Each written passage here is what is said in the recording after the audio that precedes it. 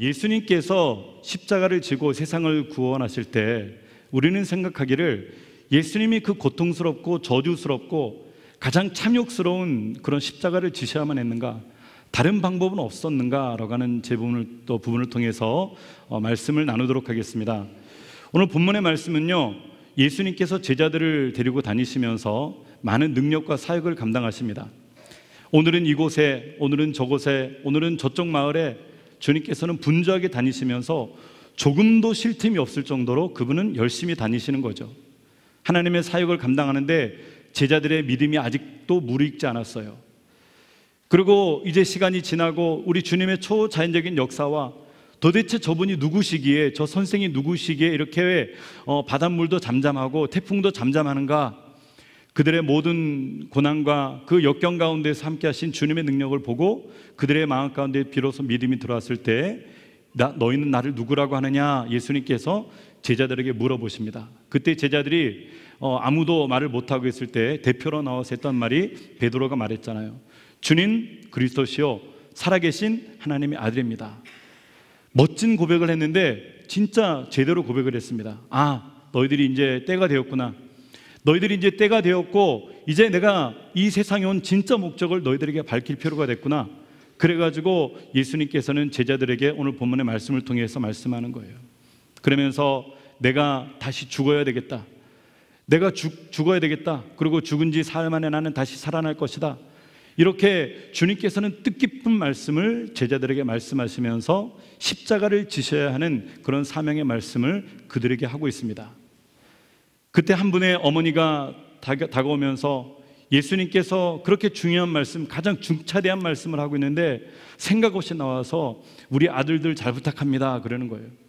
어떻게 부탁합니까? 하나는 주의 우편에, 하나는 주의 좌편에 앉게 해주십시오.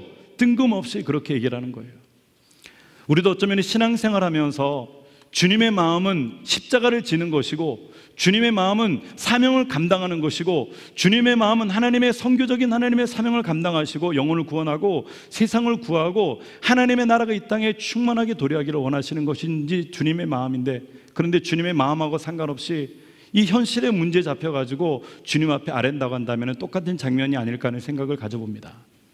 오늘 주님께서는 그렇다면 너희가 내가 져야 되는 이 고난의 잔을 너희가 마실 수 있겠느냐 이렇게 물어보니까 예, 마실 수 있습니다 라고 자신 있게 말을 하고 있는 것입니다. 그런데 예수님께서 말씀하십니다. 도무지 저희가 도대체 무슨 말을 하느니 저희가 알지 못하고 말하는도다 라고 얘기를 하는 거죠. 여러분, 우리는 예수님 믿더라도 우리가 무엇을 하는지 알지 못하고 예수 믿는 것이 아니고 우리가 제대로 알고 주님을 믿는 여러분들이 되시기를 주님의 이름으로 바랍니다. 그래서 오늘 말씀은 너무나도 중요한 말씀입니다. 여러분 잘 오셨어요. 오늘 말씀 놓치면은요 너무나도 중요한 것을 놓치는 거예요.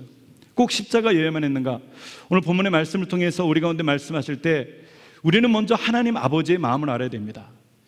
인간들을 향한 궁극적인 하나님 아버지의 마음이 무엇인가? 먼저는 아버지의 마음을 깨달아야 되는 거죠. 아버지의 마음 따로 내 마음 따로 우리가 따로따로 나가게 되면은요 참다운 신앙생활을 할 수가 없지만 아버지 하나님의 마음을 깨닫는 것이 중요한 것입니다. 오늘도 찬양 가운데 아버지 그 마음에 대해서는 그런 찬양을 드리면서 제가 다시 한번 말씀을 또 묵상했습니다. 먼저 아버지 하나님의 마음은 무엇입니까? 우리를 통해서 영원히 살아가는 영원한 것에 우리 주님의 마음이 있습니다. 우리 주님의 마음은요, 하나님의 마음은 영원한 삶을 바라보시면서 내가 인간들을 이 세상에 보내고 잠시 잠깐이면 사라지는 인생 70에 80의 인생을 이곳으로 그렇지만 너희들은 이 세상이 전부인 것처럼 살지 말고 너희를 통해서 잠깐이면 사라지는 아침 안개와 같은 인생 가운데서 영원한 삶을 바라봤으면 좋겠다라고 하는 것이 바로 아버지의 마음인 것을 믿으시기 바랍니다. 그저 우리는 이 세상에 속해 있는 것이 아니고 하늘나라에 속해 있는 것입니다. 이 세상이 전부인 것처럼 살지 마시기 바랍니다. 이 세상에 많은 사람들은 이 세상이 전부인 것처럼 그렇게 사는 거예요. 하나님 아버지는 영원한 삶을 바라보기를 원하시는데 그런데 인간들은 영원한 멸망의 길을 걷고 있는 거예요. 지금도 범우주적으로 드려지는 주일 예배 가운데 예배를 드리지 못하고 전 세계에 흩어져서 산으로 바다로 또 좋은 도시로 좋은 유흥이 있는 곳으로 즐거움이 있는 곳으로 가방을 싸고 먹을 거를 하고 바비큐를 하고 등산을 하고 골프를 하며 온 세상에 펼쳐져서 주님께서 영원한 그 마음을 받지 못하고 영원한 멸망의 길을 걸으면서 주님을 부인하는 자들이 얼마나 많이 있습니까? 안타까운 일이죠.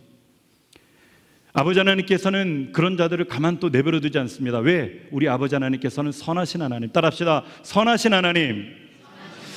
따라합시다. 선하신 하나님. 예, 우리 하나님 아버지는요, 선하신 하나님입니다.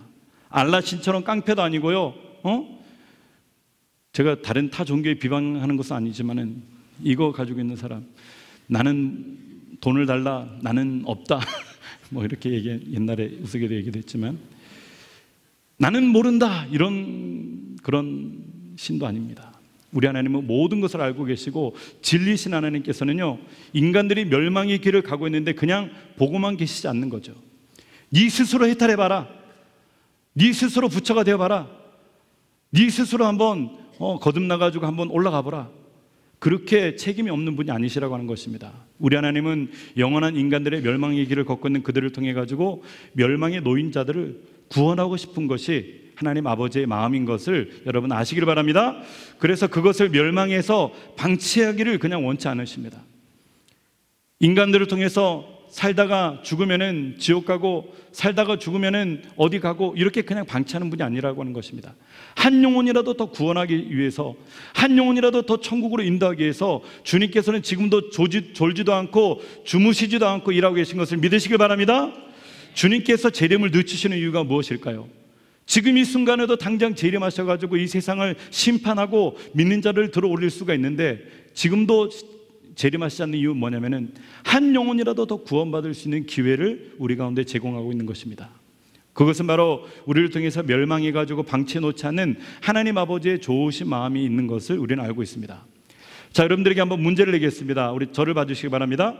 오늘 요한복음 3장 16절 말씀이 있는데요, 이 말씀에서 여러분들이 생각하는 가장 핵심적인 그런 단어, 문장이 어떤 것인가 한번 다 같이 한번 큰 소리로 먼저 읽고 한번 묵상하겠습니다. 시작.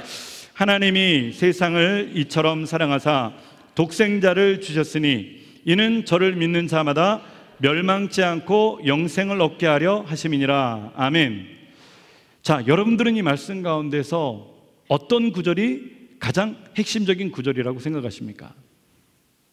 자, 한번 손 들고 얘기해 보실 수 있는 분 계십니까? 틀린 것은 없어요. 다 정답이지만 그 중에 가장 정답이 있기 때문에 제가 여러분들에게 말씀하는데, 자, 그럼 저쪽에 계신 허영빈 집사님 한번 말씀해 주실래요? 영생을 얻게 하려 하심이라. 예, 좋습니다. 틀린 것이 아닙니다. 그러면은 또 누구한테 말씀을 해볼까요?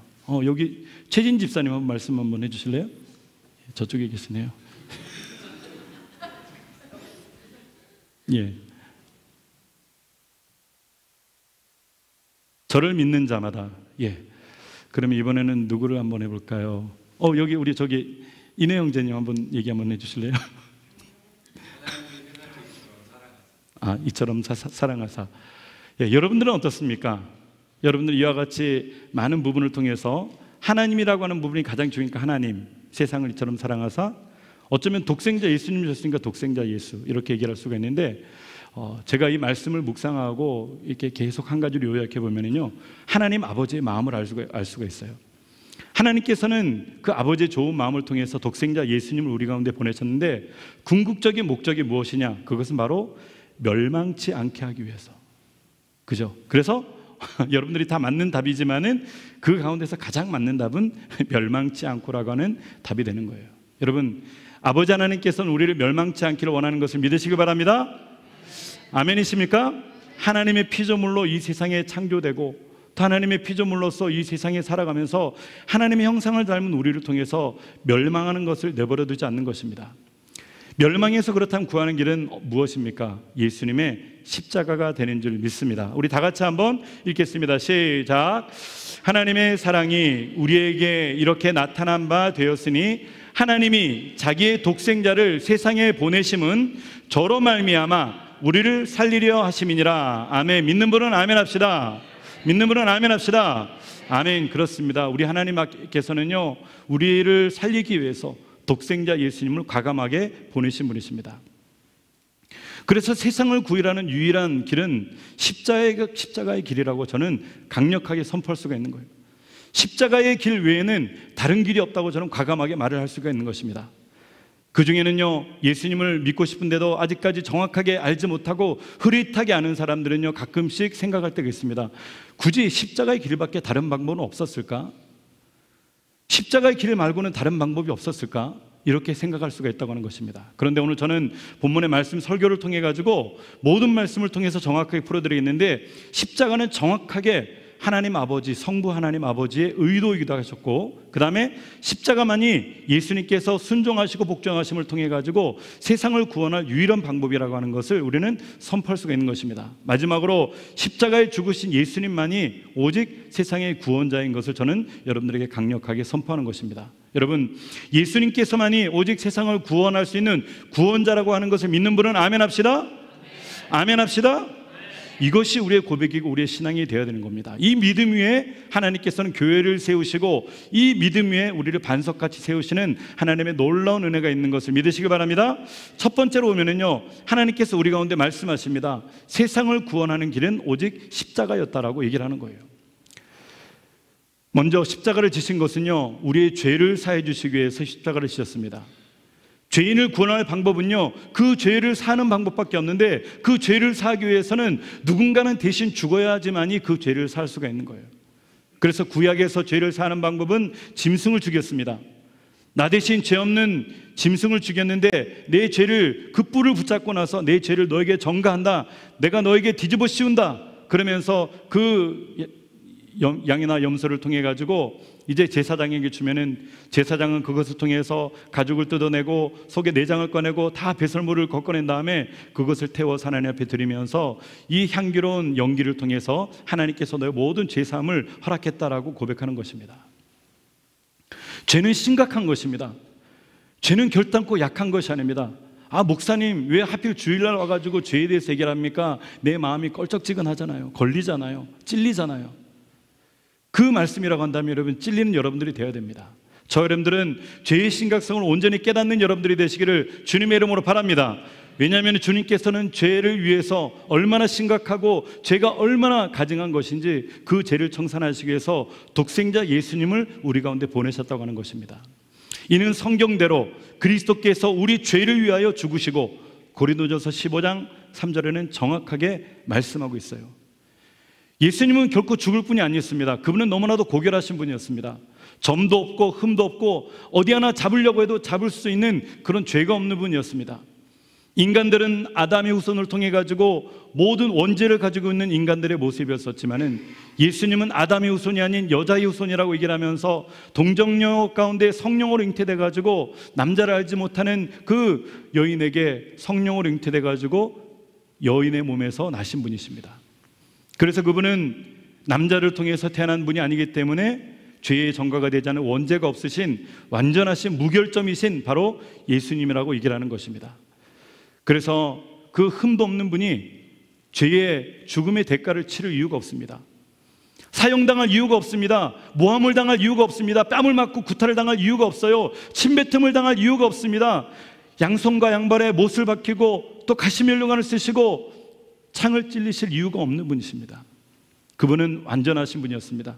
그런데도 불구하고 바로 십자가를 지셨다고 하는 것입니다. 또한 그분은요, 생명을 주관하는 분이었습니다. 생명을 주관하는 분은요, 생명을 던지고 죽을 이유가 없는 분입니다. 우리들에게 생명을 주시고 영생을 주시고 우리들에게 빛과 소망을 주시는 분이 어떻게 죽을 수가 있을까요?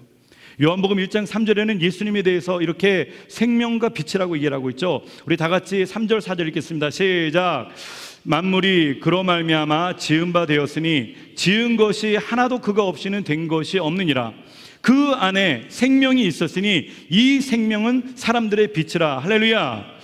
예수님께서 생명으로 오셨고 우리들에게 영생을 주시는 분이 십자가에 죽으실 일은 없었습니다. 하지만 그분은 죄가 얼마나 중한지, 죄의 대가가 얼마나 처절한지, 하나님이시면서도 인간의 모습으로 이 땅에 오시고 그것으로도 부족해가지고 십자가에 죽으셨다고 하는 것입니다. 바로 무서운 죄악을 청산하기 위해서 그분은 구약 성경의 모든 예언을 이루셨습니다.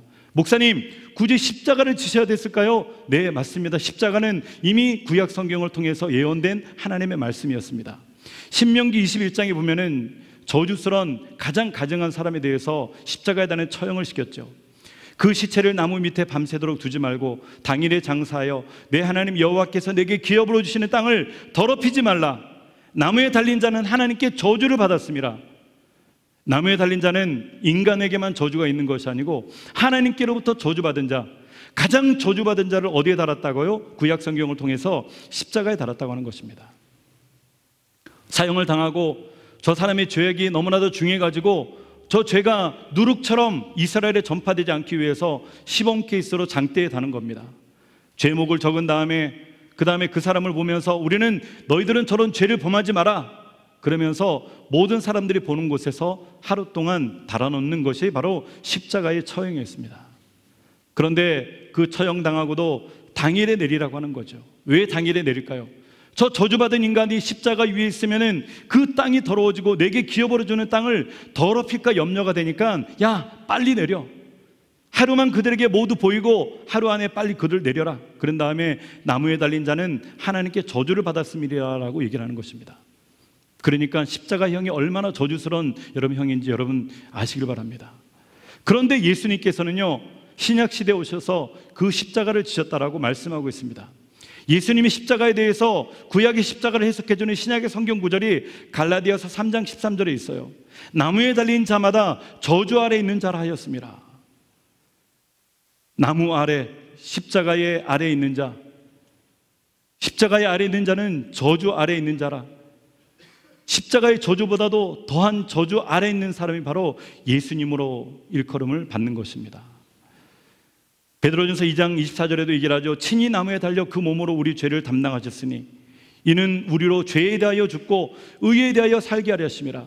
그분이 죽음을 통해 가지고 우리 죄는 못 받고 이제 의로운 모습으로 다시금 살게 하기 위해서 십자가에 죽으셨다라고 얘기를 하고 있고, 저가 채찍에 맞음으로 너희가 나음을 입었다라고 얘기를 하고 있는 것입니다. 여러분, 예수님께서는 우리 모든 죄악을 위해서 십자가에 온전히 이루신 것을 믿으시기 바랍니다. 그리고 십자가의 복음은 전파되어야 될 것이라고 얘기를 하고 있어요. 너희만 아는 것이 아니고 진짜 십자가의 복음이 온 세상에 전파되어야 될 것이다. 또 그의 이름으로 죄사함을 얻게 하는 회개가 예루살렘으로부터 시작해서 모든 족속에게 전파될 것이 기록되었으되. 여러분, 이제 십자가의 진짜 복음이요 모든 민족들에게 전파될 날이 멀지 않은 것을 믿으시기 바랍니다. 마태복음 24장에 보면은 모든 민족에게 복음이 증거되리니 그제야 끝은 오릴 것이라고 성경에서 얘기를 하고 있는 거예요. 마지막 때 깨어서 기도하는 여러분들이 되시기를 주님의 이름으로 축원합니다. 기름을 준비하는 여러분들이 되시기를 주님의 이름으로 바랍니다.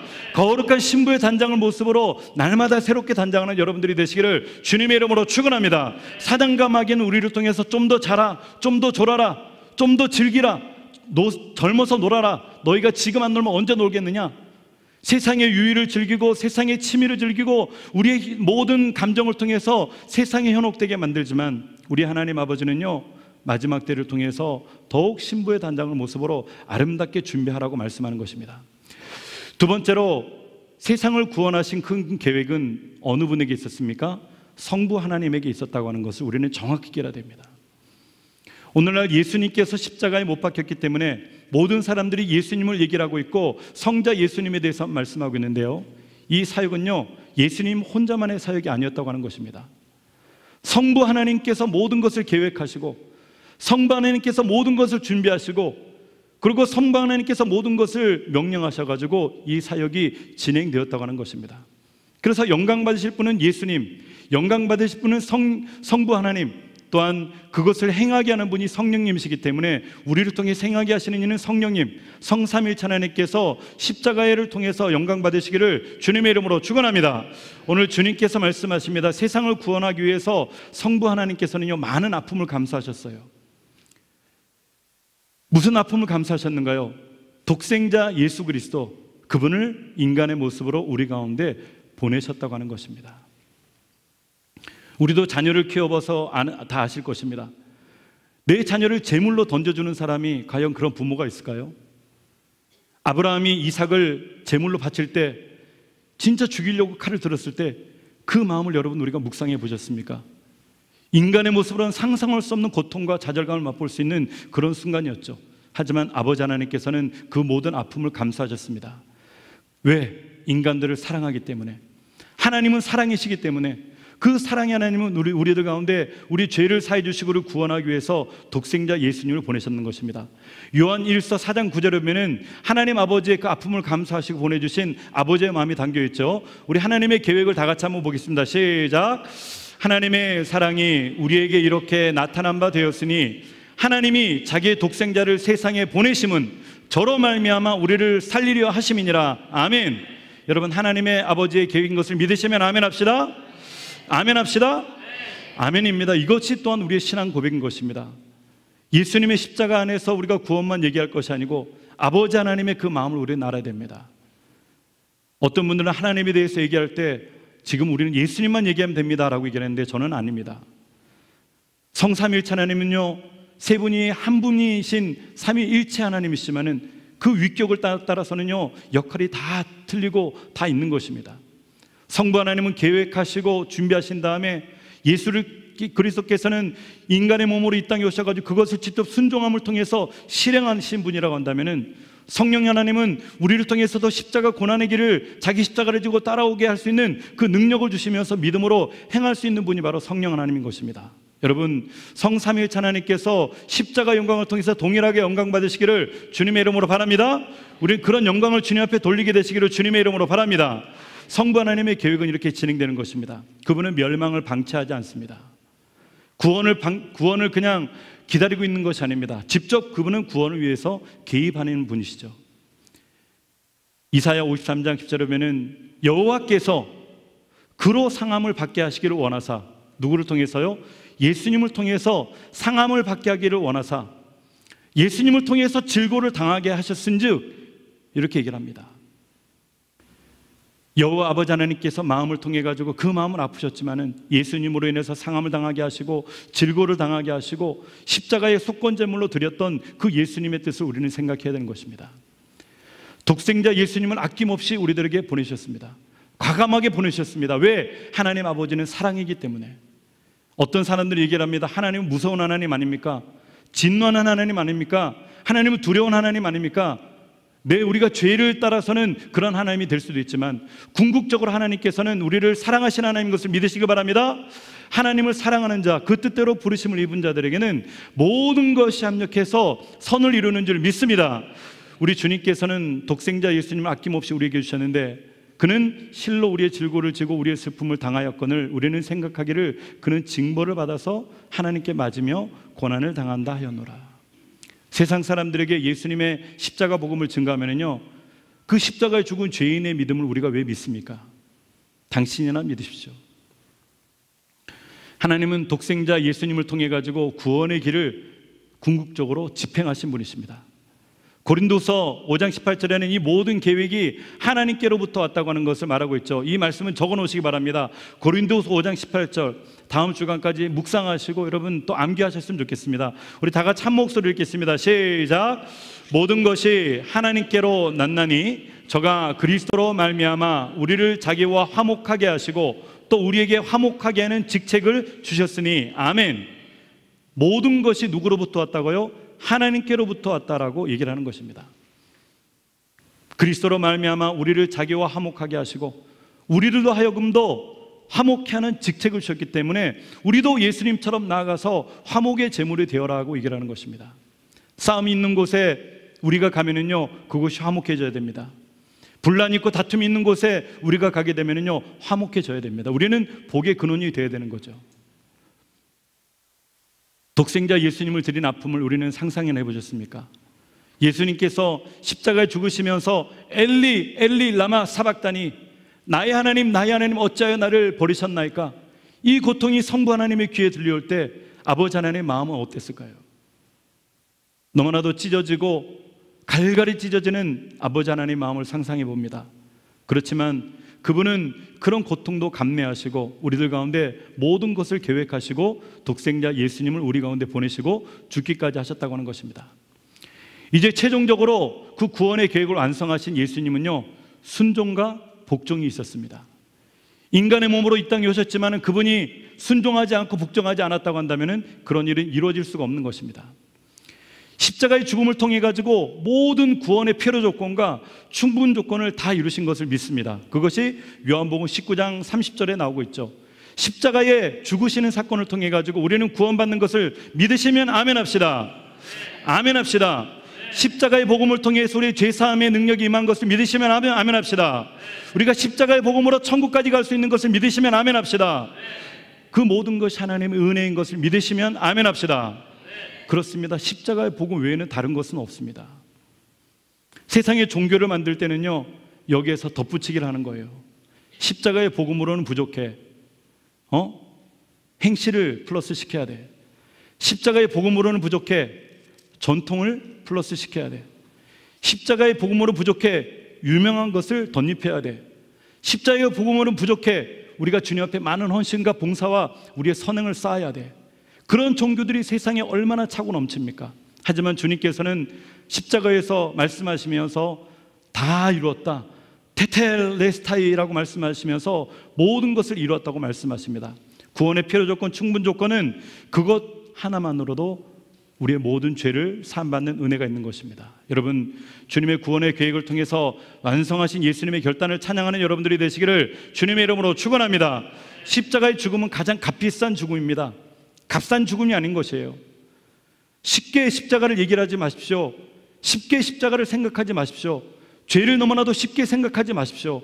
죄를 쉽게 짓지 마십시오. 우리는 작은 죄악 하나라도 마음이 떨리면서요, 거짓말하지 않는 여러분, 정직하게 사는 여러분, 내가 손해를 볼지라도 내가 하나님의 믿음대로 살아갈 수 있는 저람들이 되시기를 주님의 이름으로 바랍니다.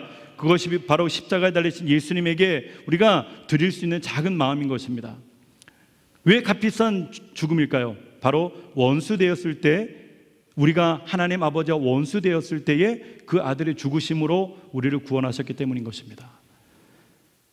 사랑하는 친구들을 위해서 죽을 사람도 드뭅니다. 이웃들을 위해서 죽을 사람도 드뭅니다. 하지만 원수 되었을 때 죽을 수 있는 사람은 없습니다. 하지만 예수님께서는 원수 되었을 때 예수님께서는 십자가에서 우리를 위해서 죽으셨다고 하는 것입니다. 순종과 복종의 길은 결코 쉬운 길이 아닙니다. 그가 아들이라도 받으신 고난으로 순종함을 배워서 온전하게 되셨은즉, 예수님께서 이 땅에 오셔가지고 고난 가운데서 순종함을 배웠다라고 얘기를 하는 거죠. 저 여러분들도 그 순종함을 배우는 여러분들이 되시기를 주님의 이름으로 바랍니다. 참된 신앙을 위해서는 우리의 자존심을 내려놓읍시다. 내가 가지고 있는 겉옷을 벗어버리자고요. 내가 가지고 있는 타이틀, 내가 가지고 있는 경험, 내가 가지고 있는 경력, 내가 가지고 있는 옛날의 믿음, 내가 잘 나갔던 모든 과거의 시절, 실패했던 과거의 시절, 모든 것을 다 벗어버리는 여러분들이 되시기를 주님의 이름으로 축원합니다. 겉옷을 가질러 집으로 들어가지 말 것이고, 마태복음 28장에는 얘기를 하고 있는 거예요. 일하는 자들은 마지막 때가 이를 때 겉옷을 가지러 집으로 갔다가는 재앙을 당하게 될 것이다. 내가 주님을 섬기는데 필요 없는 겉옷은 완전히 벗어버리자고요. 타이틀도 필요 없습니다. 주님 앞에서는 겸손하게 한 마리의 양으로서 무릎 꿇는 여러분들이 되시기를 주님의 이름으로 바랍니다. 예수님께서도 근본 하나님의 본체시지만 하나님과 동등대물치할 것으로 여기지 않고 오히려 자기를 비워서 종의 형체를 가져 사람들과 같이 되었다라고 얘기를 하는데, 예수님께서 이렇게 하셨는데 하물며 인간이 무엇이라고? 우리는 모든 자존심도 내려놓는 여러분들이 되시기를 주님의 이름으로 바랍니다. 참된 신앙생활의 가장 큰 걸림돌이 무엇인지 아십니까? 내가 늘 정상적인 대우를 받아야 된다고 하는 생각이 교회에 나오면서 이런 생각을 가지고 오는 자들, 내가 교회에 나오면 누릴 수 있는 권리를 누려야 한다고 하는 생각하는 부분들, 내가 다른 데서는 대접을 못 받았지만 교회에서만큼 내가 대접을 받겠다라고 하는 생각하고 교회 오는 분들, 우리 교회는 그런 분들이 없어요. 하지만 만약에 그런 분이 있다고 하더라도 저는 엄청난 정상적인 대우를 할 것이고, 그분들의 권리를 누릴 수 있도록 배려를 할 것이고, 그리고 모든 대접을 통해서 제가 그분들을 섬길 마음은 있습니다. 하지만 그것이 다라고 하는 것이 아니라고 하는 것이죠. 교회라고 하는 것은요, 대우를 받으러 오는 것도 아니고 권리를 누리려고 오는 것도 아니고 못 받은 대접을 교회에서 받으려고 오는 것도 아닙니다. 왜? 교회는 바로 하나님의 군사들을 길러내는 신병 훈련소와 같은 그런 훈련소이기 때문인 것입니다. 하나님께서는 교회를 통해서 강한 군사를 만들어서 지상의 명령을 수행하게 하시고 땅끝까지 주의 복음을 증가하는데 우리를 사용하는 것을 믿으시길 바랍니다.